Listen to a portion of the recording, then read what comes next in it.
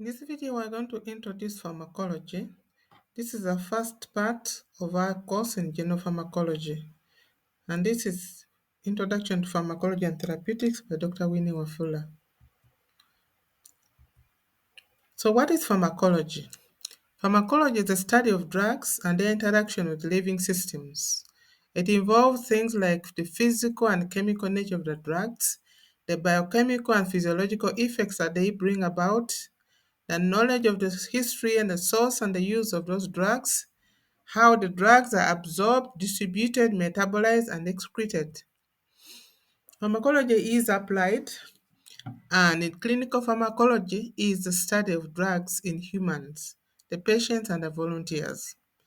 Therapeutics is that aspect of pharmacology whereby you make use of the drugs to diagnose, prevent, and treat illness or pregnancy.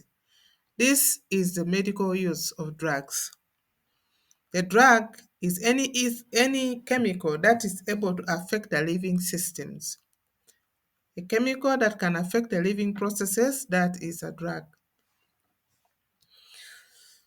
So medicines, in some cases you hear about medicines, that word being interchangeably used with drugs.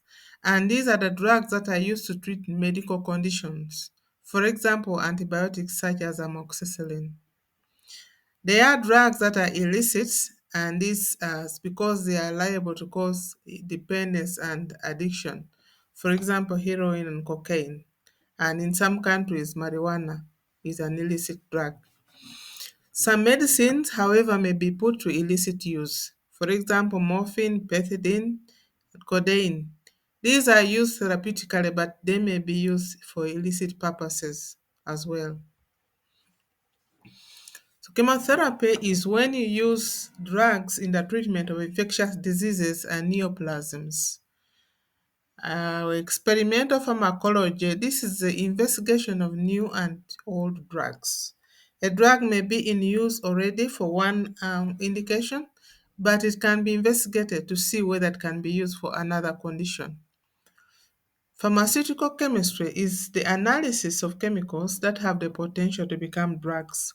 So all the drugs that have been synthesized and brought to the market, went through the processes under pharmaceutical chemistry. So there are two major aspects of looking at pharmacology. On one side, we have pharmacokinetics. This is the processes by which the drug is absorbed into the body, it is distributed to the places where it is going to bring about its effects, and it is metabolized and then eventually eliminated from the body. So that is one big aspect of pharmacology called pharmacokinetics. On the other end is pharmacodynamics, and this is where we describe the interactions of a drug and the receptor responsible for its action. Most drugs act at receptors, but as we discussed, we shall also mention drugs that do not actually require receptors to bring about their effects. So at the receptor, this is the place where the drug binds to tissue, macromolecules, enzymes, channels, or transport systems, even genes, in order to bring about its effects. However, there are some drugs that act without going through a receptor. So at the receptor, we have a drug that can be described as an agonist. And this is a drug which, when it has bound to the receptor, activates it and brings about its effect through activation of that receptor. A drug acting at its receptor can be antagonized. Its effects can be blocked partly or completely by another drug. So a pharmacological antagonist is that drug which you bind to the receptor without activating it. But because it has bound to the receptor, that receptor is not available for the agonist, the drug that would have brought about activation of the receptor. So antagonism can be overcome. Competitive antagonism is a pharmacological antagonism whereby the effect of the antagonist is overcome by increasing the dose of the agonist. Whereas non-competitive, also referred to as irreversible antagonism, is where the pharmacological antagonist has an effect that cannot be overcome even if the dose of the agonist is increased. There is antagonism that does not involve receptors or where the receptors are different. In physiological antagonism, for example, one drug counters the effect of another drug by binding to a different receptor and causing opposing effects in that system that is involved. Whereas chemical antagonism is when a drug counters the effect of another by binding that drug and blocking its action. That is a chemical antagonism. So agonists vary in efficacy even when they're acting at the same receptor, whereby a full agonist is the one that binds to the receptor, activates it, and elicits the maximum possible response from that system. Whereas a partial agonist will bind to the receptor and activate it, but produces a less than maximal response from the system. So we a related aspect is bioavailability. This is the rate and extent to which a substance or its active moiety is delivered from a pharmaceutical form and becomes available in the general circulation. Now, in this case, the general circulation is the blood, the plasma, where the drug will end up after it has been absorbed from a given formulation that was used to administer the drug. As a reference point for bioavailability, a drug which is given intravenously is considered to have 100% bioavailability, and then other drugs are compared accordingly.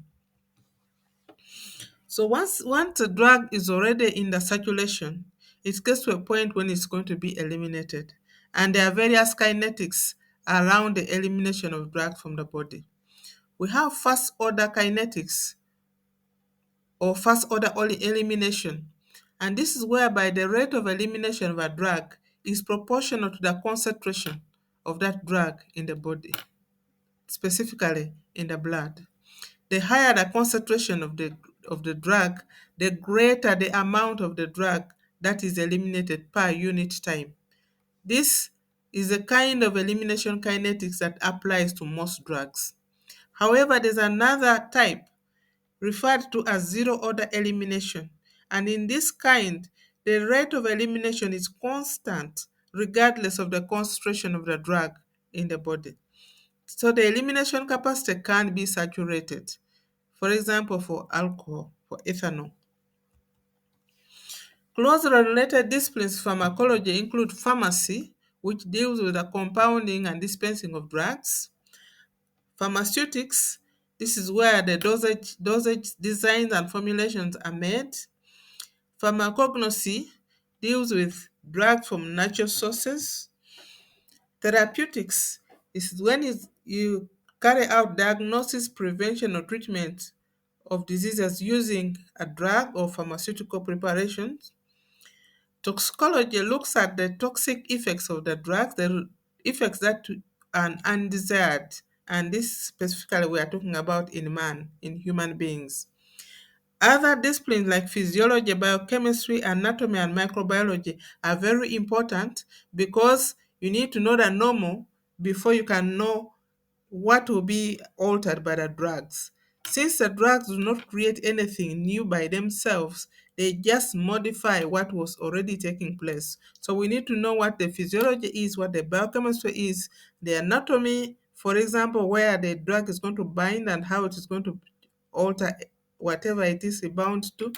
And then for microbiology comes in when we are looking at treatment of infections, like the chemotherapy that I mentioned earlier. We need to know the microbiology before we can understand how the drugs are acting on the microorganisms.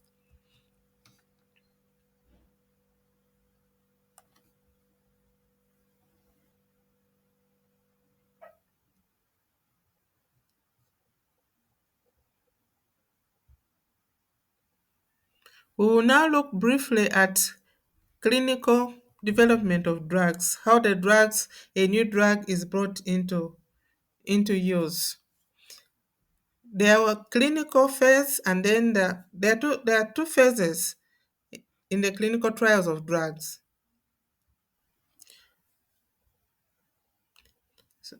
So the process of drug discovery and development is in phases. We have the preclinical studies and then the clinical studies, whereby the preclinical studies involve laboratory experiments in animals. This can be either in vitro or in vivo testing environment, and this will lead to the isolation of the lead compounds. These are the drug candidates, which can then be evaluated for safety and efficacy. Uh, Keeping in mind the intended use. We also have, after that, we have the clinical trials, and these involve human beings, starting with the healthy volunteers and then going on to patients, selected patients. So the clinical trials, these are done in phases. In phase one, we have healthy volunteers, and in this phase, the drug is evaluated for safety and pharmacokinetics in humans. Pharmacokinetics, as I mentioned earlier, is how the drug is absorbed, distributed, metabolized, and eliminated. So this is tested initially in healthy volunteers before you go to the next phase. Now the next phases will carry out the tests in patients of different numbers and in different settings. So in phase one and phase two, we still look at the efficacy and safety of the drugs. And then when it comes to phase three, the same is being tested, the efficacy, but now in different test sites where we're going to look at different patients, different characteristics of the patient. For example, the races, as we know that the way a drug is handled by a person can be influenced by genetics. There are genetic variations on how human beings handle drugs. So at this phase of clinical trials, in phase three, there are different locations that are used to have those variations identified if at all they exist. And when clinical trial phase three is successful, the drug will then be registered for use for a specific indication. But the trial does not end there. The testing sort of more or less continues because one has to there are some characteristics, effects of the drug that probably are only revealed when much larger numbers of people take these drugs. So the surveillance, including pharmacovigilance, that continues even after a drug has been released, after it has passed the phase three clinical trial. And in this phase four is when some of the more rare effects or side effects can be identified. So at this point, we will pause and then we will resume again when we're looking at part two of Introduction to Pharmacology. I thank you for your attention.